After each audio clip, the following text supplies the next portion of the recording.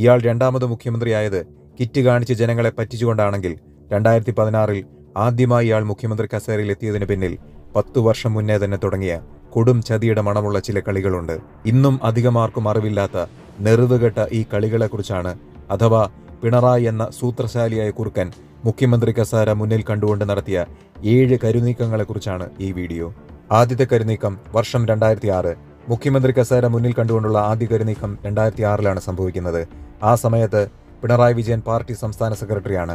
ആ അധികാരം അദ്ദേഹം വേണ്ട രീതിയിൽ ഉപയോഗിക്കുക തന്നെ ചെയ്തു. CPMന്റെ സ്ഥാപക നേതാക്കളിൽ ഒരാളായ VS അച്യുതാനന്ദനെ ഒഴിവാക്കിക്കൊണ്ട് നിയമസഭാ തെരഞ്ഞെടുപ്പിലേക്കുള്ള സ്ഥാനാർത്ഥി പട്ടിക പാർട്ടി നേതൃത്വം പുറത്തിറക്കി. ഇടതുമുന്നണി ഉറപ്പായും അധികാരത്തിൽ വരുമെന്നും അതുകൊണ്ട് തന്നെ VSനെ മാറ്റി നിർത്തിയാൽ കോടിയേരിക്ക് പേരിന് മുഖ്യമന്ത്രി സ്ഥാനം നൽകി സംസ്ഥാന ഭരണം പിണറായിക്ക് കൈപ്പിടിയിൽ ഒതുക്കാം. മാത്രവുമല്ല, 1 വർഷത്തിനുള്ളിൽ പാർട്ടി സെക്രട്ടറി സ്ഥാനം കോടിയേരിക്ക് കൊടുത്ത് മുഖ്യമന്ത്രി കസേരയിൽ എത്തുകയും ചെയ്യാം. കോടിയേരിയെ കൊണ്ട് MLA സ്ഥാനം കൂടി രാജിവെപ്പിച്ച് 6 മാസത്തിനുള്ളിൽ സുഖമായി ആ മണ്ഡലത്തിൽ നിന്ന് ഉപതെരഞ്ഞെടുപ്പിൽ ജയിച്ചു കയറുകയും ചെയ്യാം. ഈ കരുനീക്കത്തിന് പിന്നിലെ ലക്ഷ്യങ്ങൾ ഇവയെല്ലാമായിരുന്നു. എന്നാൽ പിന്നീട് സംഭവിച്ച കാര്യങ്ങൾ പിണറായിയെ മാത്രമല്ല പാർട്ടി നേതൃത്വത്തെ തന്നെ ഞെട്ടിച്ചു കളഞ്ഞു. VSന് സീറ്റ് നിഷേധിക്കപ്പെട്ടു എന്നറിഞ്ഞ പാർട്ടി പ്രവർത്തകർ കൂട്ടത്തോടെ പ്രതിഷേധവുമായി തെരുവിലിറങ്ങി. പൊതുജനങ്ങളും പ്രതിഷേധത്തിൽ പങ്കുചേർന്നതോടെ തിരഞ്ഞെടുപ്പിൽ പരാജയപ്പെടുവാൻ വരെ സാധ്യതയേറി. ഇത് മനസ്സിലാക്കിയ പാർട്ടി കേന്ദ്ര നേതൃത്വം VSന് സീറ്റ് അനുവദിക്കുവാൻ സംസ്ഥാന നേതൃത്വത്തിനു മേൽ ശക്തമായ സമ്മർദ്ദം ചെലുത്തി.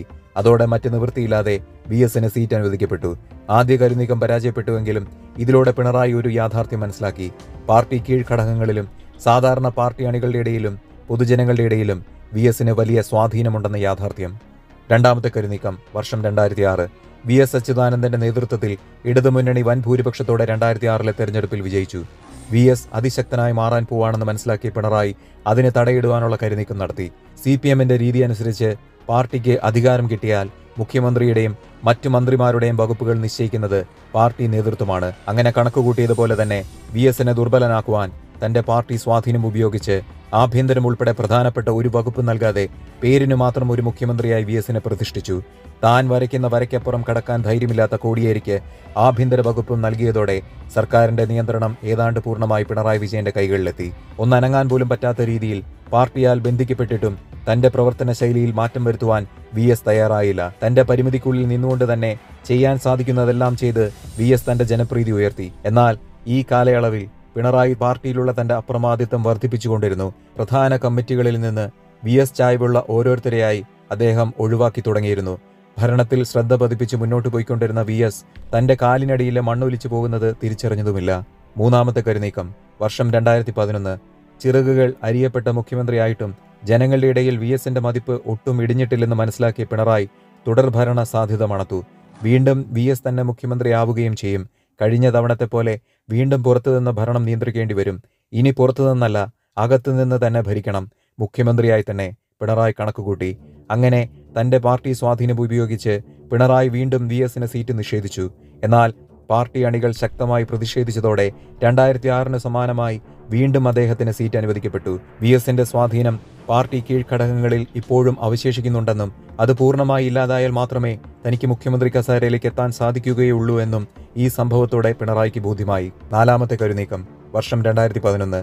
ഇനിയൊരു തവണ കൂടി VS മുഖ്യമന്ത്രിയായാൽ പൊതുജനങ്ങളുടെ ഇടയിലും സാധാരണ പാർട്ടി അണികളുടെ ഇടയിലും VS ഒരു വലിയ ബിംബമായി വളരുമെന്നും പാർട്ടി കമ്മിറ്റികളിൽ അവശേഷിച്ചിരിക്കുന്ന VS അനുകൂലികൾ ശക്തരാകുമെന്നും ക്രമേണ കൂടുതൽ VS ചായ്വുള്ള നേതാക്കൾ മേൽഘടകങ്ങളിൽ എത്തുമെന്നും അങ്ങനെ പാർട്ടിയിലുള്ള തന്റെ സ്വാധീനത്തിനുമേൽ കോട്ടം സംഭവിക്കുമെന്നും തിരിച്ചറിഞ്ഞ പിണറായി ഒരു കാരണവശാലും ഇടതുമുന്നണിക്ക് തുടർഭരണം ലഭിക്കാതിരിക്കുവാനുള്ള കരുനീക്കം നടത്തി. ജയിക്കാൻ സാധ്യതയില്ലാത്ത സ്ഥാനാർത്ഥികളെ ഉൾക്കൊള്ളിച്ചുകൊണ്ട് പാർട്ടി നേതൃത്വം സ്ഥാനാർത്ഥി പട്ടിക പുറത്തിറക്കി. എന്നിട്ട് പോലും VSന്റെ ജനപ്രീതിയുടെ ബലത്തിൽ 68 സീറ്റിൽ 2011 തെരഞ്ഞെടുപ്പിൽ ഇടതുമുന്നണി വിജയിച്ചു. വെറും 3 സീറ്റിന്റെ വ്യത്യാസത്തിൽ മുന്നണിക്ക് അധികാരം നഷ്ടപ്പെട്ടു. യുക്തിരഹിതമായ സ്ഥാനാർത്ഥി പട്ടികയാണ് ഭരണം നഷ്ടപ്പെടാൻ കാരണമായതെന്ന് VS തന്നെ പരസ്യ പ്രസ്താവന നടത്തി. അഞ്ചാമത്തെ കരുനീക്കം വർഷം 2012. കമ്മ്യൂണിസ്റ്റ് പ്രത്യയശാസ്ത്രത്തിൽ നിന്ന് പാർട്ടി പൂർണ്ണമായി അകലുന്നുവെന്ന് മനസ്സിലാക്കിയ, കമ്മ്യൂണിസത്തെ മറ്റെന്തിനേക്കാളുമധികം സ്നേഹിച്ച ഒരു കൂട്ടം പാർട്ടി പ്രവർത്തകർ പാർട്ടിയിൽ നിന്ന് പുറത്തിറങ്ങി സഖാവ് TP ചന്ദ്രശേഖരന്റെ നേതൃത്വത്തിൽ RMP റവല്യൂഷണറി മാർക്സിസ്റ്റ് പാർട്ടി എന്ന പേരിൽ 2008 ഒരു പുതിയ പാർട്ടിക്ക് രൂപം കൊടുത്തു. അനുദിനം കൂടുതൽ പ്രവർത്തകർ CPM വിട്ട് RMPയിലേക്ക് ചേക്കേറുന്നുവെന്ന് മനസ്സിലാക്കിയ CPM നേതൃത്വം TPയെ ഒഴിവാക്കാനായി കൊട്ടേഷൻ സംഘങ്ങളെ ഇറക്കി. ആയുസിന്റെ ബലം കൊണ്ട് മാത്രം പലതവണ അദ്ദേഹം രക്ഷപ്പെട്ടു. എന്നിട്ടും ചില ഇരട്ടച്ചങ്ങന്മാരെ പോലെ പല വണ്ടികളുടെ എസ്കോട്ടോ 10-20 അംഗരക്ഷകരെയോ അദ്ദേഹം ആവശ്യപ്പെട്ടില്ല. മരണം അദ്ദേഹത്തെ പിന്തുടരുന്നുണ്ടെന്ന് വ്യക്തമായി അറിയാമായിരുന്നിട്ടും ഒറ്റയ്ക്ക് വെറുമൊരു ബൈക്കിൽ മാത്രമാണ് അദ്ദേഹം സഞ്ചരിച്ചിരുന്നത്. അദ്ദേഹത്തിനു വേണ്ടി എന്തും ചെയ്യാൻ മനസ്സുള്ള അദ്ദേഹത്തിന്റെ പാർട്ടി പ്രവർത്തകരെ പോലും കൂടെ സഞ്ചരിക്കുവാൻ അനുവദിച്ചില്ല.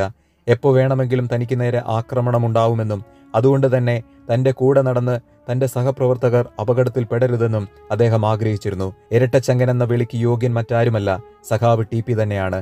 അങ്ങനെ ഒരുപാട് വധശ്രമങ്ങൾക്കൊടുവിൽ 2012 മെയ് 4-ന് ആ നീചന്മാരുടെ ഉദ്യമം വിജയിച്ചു. അതിക്രൂരമായി അവർ ടി.പി. എന്ന യഥാർത്ഥ കമ്മ്യൂണിസ്റ്റിനെ കൊലപ്പെടുത്തി. ടി.പിയുടെ ഭാര്യയ്ക്കും പറക്കമുറ്റാത്ത മകനും മുഖം കണ്ടാൽ തിരിച്ചറിയാൻ പോലും കഴിയാത്ത വിധം മൃഗീയമായി. പാർട്ടി സെക്രട്ടറി ആയിരുന്ന പിണറായി വിജയൻ അറിയാതെ ഇത് നടക്കില്ലെന്ന് ടി.പിയുടെ വിധവയായ കെ രമയും അദ്ദേഹത്തിന്റെ മകനും ഇന്നും ഉറച്ചു വിശ്വസിക്കുന്നു. എന്നാൽ കേസ് അന്വേഷണം ശിക്ഷിക്കപ്പെട്ട പാനൂർ ഏരിയ കമ്മിറ്റി അംഗവും പിണറായിയുടെ വിശ്വസ്തനുമായ കുഞ്ഞനന്ദന് മുകളിലേക്ക് പോയില്ല എന്നതും ഗൂഢാലോചനയിൽ പങ്കെടുത്ത ഉന്നതരെല്ലാം ഇന്നും മാന്യരായി ജീവിക്കുന്നു എന്നതും ചരിത്രം. ടി.പി. ചന്ദ്രശേഖരൻ ഇന്നും ജീവിച്ചിരുന്നുവെങ്കിൽ ഒരുപക്ഷെ CPM എന്ന പാർട്ടിയുടെ അടിത്തറ തന്നെ നഷ്ടപ്പെടുമായിരുന്നു. കാരണം അദ്ദേഹം ശരിയായ ഒരു കമ്മ്യൂണിസ്റ്റ് ആയിരുന്നു. അത് മുൻകൂട്ടി കണ്ടുകൊണ്ടാവണം ഒരു കാരണവശാലും ജീവനോടെ തിരിച്ചു വരാതിരിക്കുവാൻ 51 പ്രാവശ്യം വെട്ടി അതിക്രൂരമായി ആ ധീരസഖാവിനെ കൊലപ്പെടുത്തിയത്. 6ാമത്തെ കരുനീക്കം വർഷം 2015. 2015ഓടെ പാർട്ടി നേതൃതലങ്ങളിലുള്ള VS അനുകൂല ശബ്ദങ്ങളെ പൂർണ്ണമായി നിശബ്ദരാക്കി ചോദ്യം ചെയ്യപ്പെടാത്ത ശക്തിയായി പിണറായി വളർന്നു കഴിഞ്ഞിരുന്നു. പാർട്ടി പൂർണ്ണമായി തന്റെ കൈപ്പിടിയിലായതോടെ തന്റെ ഏറ്റവും വലിയ സ്വപ്നമായ മുഖ്യമന്ത്രി കസേരയ്ക്ക് വേണ്ടിയുള്ള അടുത്ത കരുനീക്കം പിണറായി നടത്തി. പാർട്ടി സെക്രട്ടറി സ്ഥാനം രാജിവെച്ച് തന്റെ വിശ്വസ്ത അനുയായിയായ കൊടിയേരിയെ പേരിന പദവി ഏൽപ്പിച്ചു. വിനീത വിധേയനായ കൊടിയേരിക്ക് തന്റെ നേരെ ശബ്ദിക്കാനുള്ള ധൈര്യം പോലുമില്ലെന്ന് പിണറായിക്ക് നന്നേ അറിയാമായിരുന്നു. അതുകൊണ്ട് തന്നെ പാർട്ടിയുടെ നിയന്ത്രണം യാതൊരു കോട്ടവും കൂടാതെ തന്റെ കയ്യിൽ ഭദ്രമായിരിക്കുമെന്നും അദ്ദേഹം ഉറപ്പിച്ചു. 7ാമത്തെ കരുനീക്കം വർഷം 2016. പാർട്ടി തന്റെ കയ്യിലായി. പക്ഷേ അതുകൊണ്ടൊന്നും തെരഞ്ഞെടുപ്പ് രാഷ്ട്രീയത്തിൽ വിജയിക്കാൻ കഴിയില്ല. പൊതുജനങ്ങളുടെ ഇടയിൽ തനിക്ക് യാതൊരു സ്വീകാര്യതയുമില്ല എന്ന് നന്നായി അറിയാമായിരുന്നതുകൊണ്ട് തന്നെ ജനകീയനായ VSനെ മുന്നിൽ നിർത്തി 2016-ലെ തെരഞ്ഞെടുപ്പ് നേരിടാമെന്ന് പിണറായി തീരുമാനിച്ചു. VS തന്നെ മുഖ്യമന്ത്രിയാവുമെന്നൊരു പ്രതീതി ജനിപ്പിച്ചുകൊണ്ട് തന്നെ പിണറായി പ്രചരണത്തിലേർപ്പെട്ടു. ഭരണത്തിലെത്തിയാൽ താൻ തന്നെയാവും മുഖ്യമന്ത്രി എന്നത് പിണറായിക്കും പിണറായിയുടെ വിശ്വസ്തർക്കുമെല്ലാം അറിയാമായിരുന്നു. എന്നാൽ അതിന്റെ ഒരു സൂചന പോലും പ്രചരണത്തിന്റെ ഒരു ഘട്ടത്തിലും VSനോ പൊതുജനങ്ങൾക്കോ മാധ്യമങ്ങൾക്കോ അവർ നൽകിയിരുന്നില്ല. താനാണ് മുഖ്യമന്ത്രിയാകാൻ പോകുന്നതെന്ന് മറ്റാരെങ്കിലും മനസ്സിലാക്കിയാൽ തെരഞ്ഞെടുപ്പിൽ മുന്നണിക്ക് വൻ തിരിച്ചടി ഉണ്ടാവുമെന്ന് പിണറായിക്ക് നല്ല ബോധ്യമുണ്ടായിരുന്നു. പ്രതീക്ഷിച്ചിരുന്നതുപോലെ തന്നെ VSന്റെ ജനപ്രീതിയുടെ ബലത്തിൽ വൻ ഭൂരിപക്ഷത്തോടെ ഇടതുമുന്നണി വീണ്ടും അധികാരത്തിലെത്തി. അതോടെ നേരത്തെ പദ്ധതിയിട്ട പ്രകാരം പിണറായിയുടെ കളിപ്പാവയായി കഴിഞ്ഞിരുന്ന പാർട്ടി നേതൃത്വം പിണറായിയെ മുഖ്യമന്ത്രിയായി പ്രഖ്യാപിച്ചു. അനാരോഗ്യവും പ്രായാധിക്യവുമാണ് VSനെ ഒഴിവാക്കാനായി പാർട്ടി നേതൃത്വം ഉയർത്തിയ ന്യായങ്ങൾ. എന്നാൽ തെരഞ്ഞെടുപ്പിൽ വിജയിക്കുവാൻ ഇതേ VSനെ പാർട്ടിക്ക് ആവശ്യമായിരുന്നു എന്നത് ചരിത്രത്താളുകളിൽ കുറിക്കപ്പെടാൻ പോകുന്ന വിരോധാഭാസം. അങ്ങനെ തന്റെ തന്ത്രപരമായ കരുനീക്കങ്ങൾക്കൊടുവിൽ VS എന്ന ഇതിഹാസത്തെ പുറന്തള്ളിക്കൊണ്ട് VSനെ വീണ്ടും മുഖ്യമന്ത്രിയായി കാണാൻ കൊതിച്ച് ഇടതുമുന്നണിക്ക് വോട്ട് ചെയ്ത ജനങ്ങളെ മുഴുവൻ വിഡ്ഢികളാക്കിക്കൊണ്ട് പിണറായി വിജയൻ കേരളത്തിന്റെ മുഖ്യമന്ത്രിയായി സത്യപ്രതിജ്ഞ ചെയ്തു. 6 വർഷങ്ങൾക്കിപ്പുറം പറ്റിയ അബദ്ധം മലയാളികൾ ഇപ്പോൾ തിരിച്ചറിയുന്നുണ്ടെങ്കിലും ഒരുപാട് വൈകിപ്പോയിരിക്കുന്നു. പിണറായി എന്ന ശാപം കേരളത്തെ ആകെ വിഴുങ്ങിത്തുടങ്ങിയിരിക്കുന്നു. സർവനാശത്തിലേക്ക് ഈ നാട് പതിക്കാൻ ഇനി എത്ര നാളെന്ന ചോദ്യം മാത്രം ബാക്കി.